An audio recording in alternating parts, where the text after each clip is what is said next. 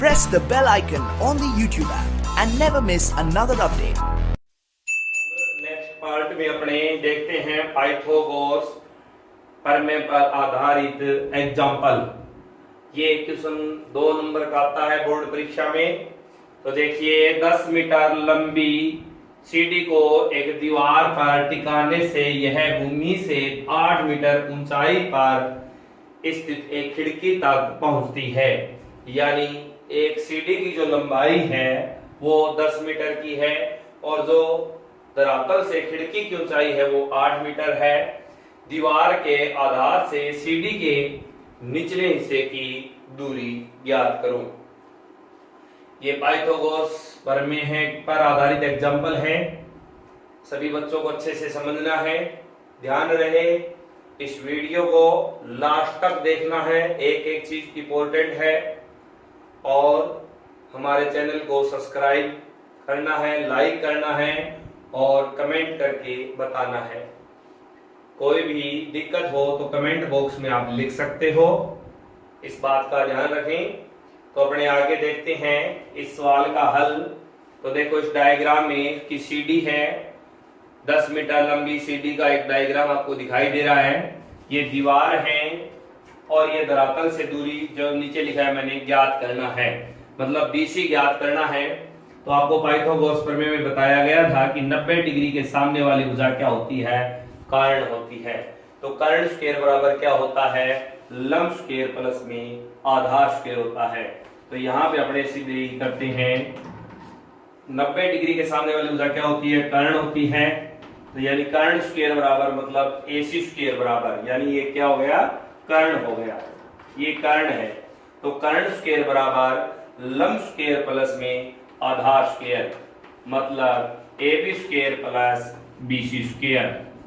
अब देखो जो अपने को ज्ञात करना है वो क्या करना है, BC ज्ञात करना है। हमें AC स्क्वायर यानी यहाँ पे जो CD है वो कर्ण का काम कर रही है। तो देखो यहाँ पे हो जाएगा 10 की स्क्वायर बराबर यहाँ पे जो खिड़की की ऊंचाई है वो यानी लंब 8 का स्क्वायर प्लस BC स्क्वायर अपने को ज्ञात करना है। 10 का स्क्वायर कितना होता है, 100 होता है। 8 का स्क्वायर कितना होता है, 64 होता है, प्लस BC स्क्वायर 100 माइनस में क्या हो जाएगा, 64, 64 का पक्षांतर हो जाएगा, बराबर क्या रह जाएगा, BC स्क्वायर। 100 में से 64 चले गए, 36 रह गए, बराबर कितना रह गया, BC स्क्वायर। हमें केवल BC की वैल्यू निकालनी है, मतलब स्क्वायर को हटाना है। इस प्रक्रिया को क्या कहते हैं, स्क्वायर को हटाने की प्रक्रिया को कहते हैं वर्गमूल, यानी रूट निकालना है। तो क्या करेंगे, वर्गमूल करने पर, क्या करेंगे, वर्गमूल करने पर। तो 36 का वर्गमूल कितना होता है, 6 होता है। BC स्क्वायर का वर्गमूल क्या हो जाएगा, BC हो जाएगा, यानी स्क्वायर हट जाएगी। तो BC बराबर कितने मीटर आ गया, 6 मीटर आ गया। नीचे लिख देंगे अतः CD का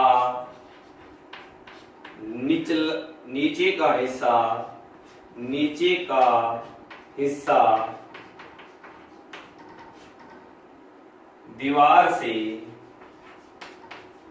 6 मीटर की दूरी पर स्थित है, 6 मीटर की दूरी पर स्थित है।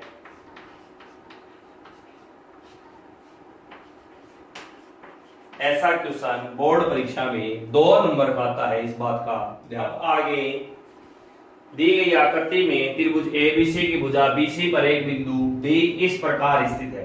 कोई त्रिभुज ABC है जिसमें BC पर D बिंदु है, इस प्रकार स्थित है कि जब ABD और CD का अनुपात है वो AB और AC के बराबर होगा। D इस प्रकार स्थित है कि AD BD और जो CD का अनुपात है वही अनुपात किसका है, AB और AC भुजा का अनुपात है। सिद्ध करो कि AD कोण BAC का समद्विभाजक है। यानी जब AD को मिला दिया तो ये कोण समद्विभाजित हो रहा है, यानी कोण 1 बराबर 2। हमें सिद्ध करना है सिद्ध करना है कोण 1 बराबर कोण 2। ऐसा क्वेश्चन पहले आ चुका है 11.4 जो प्रमेय हमने पीछे के पार्ट में की थी, तो बच्चे सभी उसको देख लेंगे। उसको देखना है पीछे वाली प्रमेय को, 11.4 प्रमेय है, बिल्कुल वही प्रमेय है। तो हमें ये ध्यान रखना है कि यदि ये ज्यादा नंबर का क्वेश्चन आए तो उस प्रमेय को करना है 11.4 को, लेकिन यदि 2 नंबर का आ जाए, सवाल पर आधारित आ जाए, तो हमें कैसे करना है। देखिए कि सीधे ही लिखेंगे कि BD अनुपात CD, AB अनुपात AC। इसके कोष्टक में लिख देंगे संकेत में अपने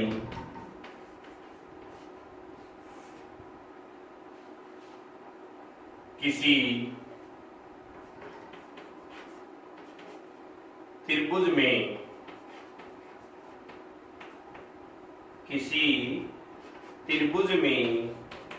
शीर्ष से खींचा गया रेखाखंड या खींची गई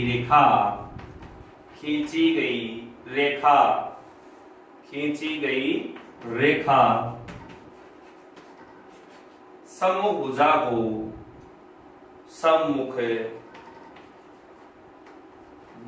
को समान अनुपात में बांटती है। समान अनुपात में बांटती है।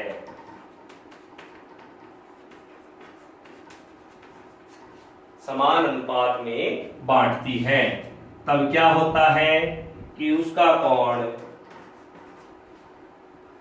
जो रेखा बांट रही है वो शीर्ष वाला कोण है, वो बराबर 2 भागों में बंट जाता है, यानी कोण 1 बराबर कोण 2। प्रमेय के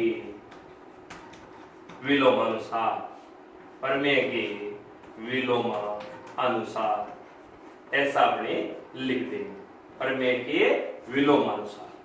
बस ये अपना सिद्ध हो गया।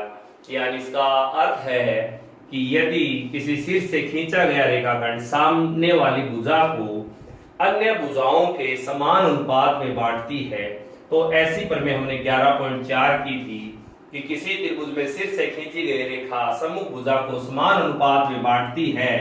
ये हमने प्रमेय में पढ़ा था, इसमें लिख देंगे प्रमेय अनुसार।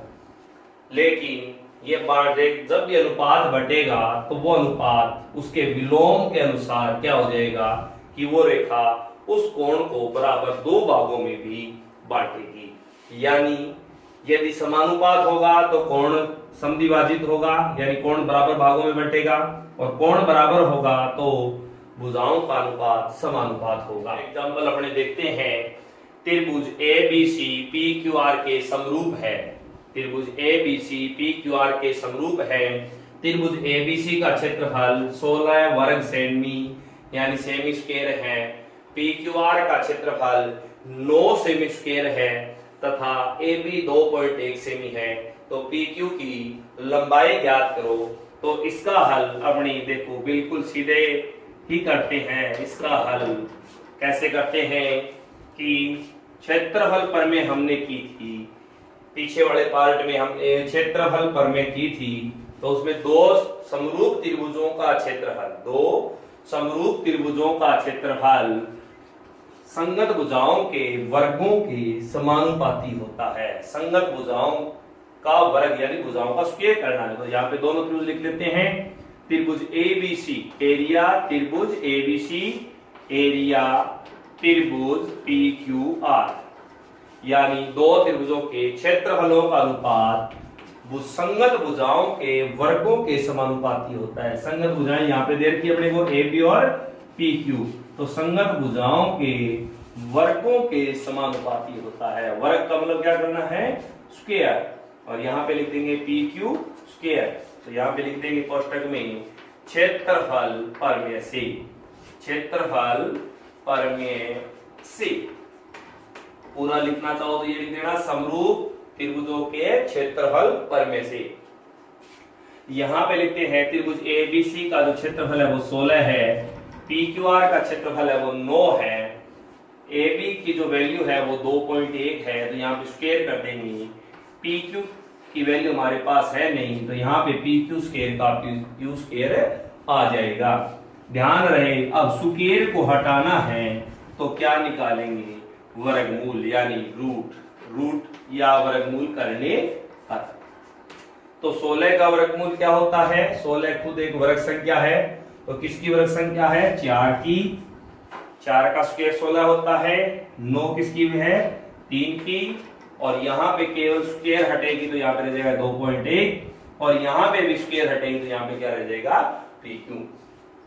अब केवल अपने को वज्र गुणा करना है, तो जैसे 2.1 का गुणा किसके साथ कर देंगे अपने, 2.1 का गुणा तिरछा गुणा जिसको कहते हैं अपने, 2.1 गुणा में 3 हो जाएगा, और इधर हो जाएगा 4 गुणा में PQ हो जाएगा।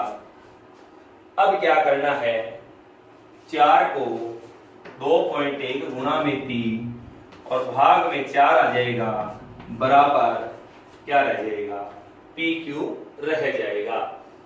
अब इसको गुणा कर मल्टीप्लाई कर लेते हैं, ऊपर वाले को यहां पे आ जाएगा, 2.1 को यदि 3 से गुणा करें तो 6.3 अपॉन 4 बराबर PQ। 4 से डिवाइड कर देते हैं, 4 का भाग है वो 6 में एक बार जाएगा, तो कितने रह गए, 2, बीच रास्ते में पॉइंट आ गया तो दशमलव लगा देते हैं अपने, फिर रह गए शेषफल 2 था, तो 3 नीचे जब आएगा तो कितने हो गए, 23, 5 बार जाएगा, 4 5 20, फिर कितने रह गए, 3, और फिर दशमलव के बाद में 0 आएगी, तो 4 का भाग देंगे तो 30 हो गए, 4 7 28, 1.57 सेंटीमीटर इसकी लंबाई आ जाएगी। PQ की लंबाई 1.57